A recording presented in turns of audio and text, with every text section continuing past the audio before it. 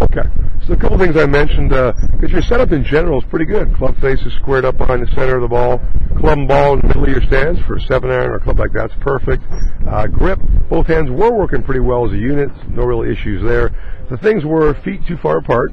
You can't pivot, right, if they're beyond shoulder width. So narrowing you up a little bit.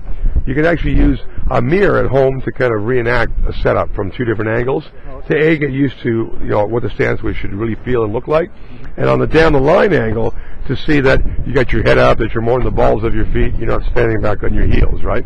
So those two key areas is first stance, then having your weight more in the middles of your feet.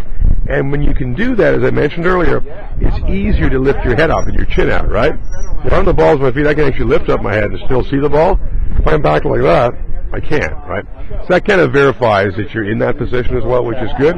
It might be the final part of your pre-shot routine or checklist. Okay, heads up, I'm good to go. Then you can focus on your swing, right? So that will be applied to, I would say, every club in your bag. As you can see, the way I'm standing, right, it's very easy for my head to be perched up above my back, right? If I was kind of, back on my heels or in an awkward position, I would have to tuck my head in, which limits my space. So we're going to watch the club as it goes away from the ball now.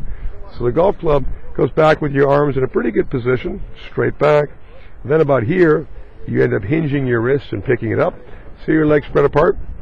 Because if I'm on my heels, my arms pick it up, my legs pop apart, right? So really don't need you to use your wrist as much. You just have to turn your shoulders back, and the rest of your lower body will stay quieter, right? Because from here, you got to replant your left heel, bring the club down with your arms, reflex the right knee, all that stuff, and turn the club over.